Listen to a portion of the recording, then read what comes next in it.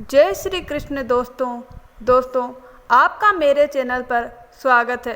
द्वापर युग में भाद्रपद कृष्ण अष्टमी तिथि की आधी रात को मथुरा के कारागार में वासुदेव की पत्नी देवकी के गर्भ से भगवान श्री कृष्ण ने जन्म लिया था। श्री कृष्ण ने बुधवार को रोहिणी नक्षत्र में जन्म लिया था। दोस्तों, अष्टमी तिथि को रात्रिकाल अवतार लेने का प्रमुख कारण उनका चंद्रवंशी होना बताया जाता है। श्री कृष्ण चंद्रवंशी थे। चंद्रदेव उनके पूर्वज और बुध चंद्रमा के पुत्र है। इसी कारण चंद्रवंश में पुत्रवत जन्म लेने के लिए कृष्ण ने बुधवार का दिन चुना। भगवान कृष्ण ने माता देवकी के 8वें संतान के रूप में जन्म लिया था। कृष्ण जी का जन्म मथुरा में मामा कंस के कारागार में हुआ था। माता देवकी राजा कंस की बहन थी। इसीलिए भाद्रपद कृष्णाष्टमी तिथि को भगवान श्री कृष्ण का जन्म उत्सव मनाया जाता है। कंस को सत्ता का लालच था। पौराणिक कथाओं के अनुसार कंस ने अपने पिता राजा राजगद्दी छीनकर उन्हें जेल में बंद कर दिया था और स्वयं को मथुरा का राजा घोषित कर दिया। जब राजा कंस ने अपनी बहन देवकी का विवाह वासुदेव से कराया तो उसी समय एक आकाशवाणी हुई, देवकी का 8वां पुत्र कंस का वध करेगा। आकाशवाणी सुनकर कंस डर गया। उसने देवकी और वासुदेव को भी कारागार में डाल दिया। कारागार में ही देवकी और वासुदेव की 7 संतानें हुई जिन्हें कंस ने मार डाला। लेकिन कंस के डर से भगवान विष्णु की योग माया शक्ति ने देवकी के 7वें गर्भ को अदृश्य कर दिया और उसे रोहिणी के गर्भ में स्थानांतरित कर दिया।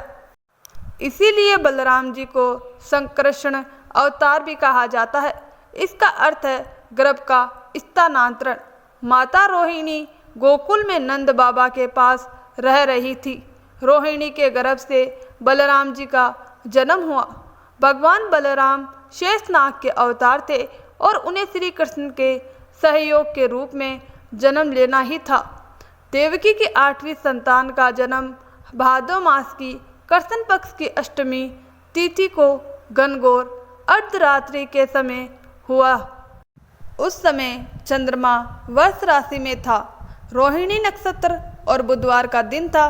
जब श्री कृष्ण का जन्म हुआ तो जेल के सारे ताले खुद ही टूट गए और पहरेदार सैनिक गहरी नींद में सो गए।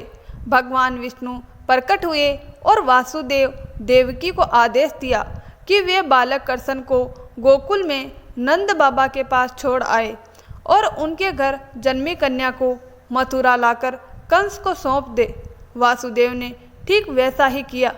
उस समय यमुना जी बाढ़ में थी, लेकिन शेषनाग ने अपने फन से वर्षा से रक्षा की और कृष्ण के चरणों का स्पर्श होते ही यमुना शांत हो गई।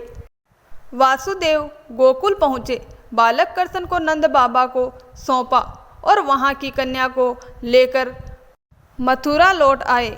सुबह होते ही कंस ने उस कन्या को पकड़ लिया और पत्थर पर पटक दिया, लेकिन वह कन्या आकाश में चली गई और बोली, हे दुष्ट, तुझे मारने वाला गोकुल में जन्म ले चुका है और वही तेरी मृत्यु का कारण बनेगा।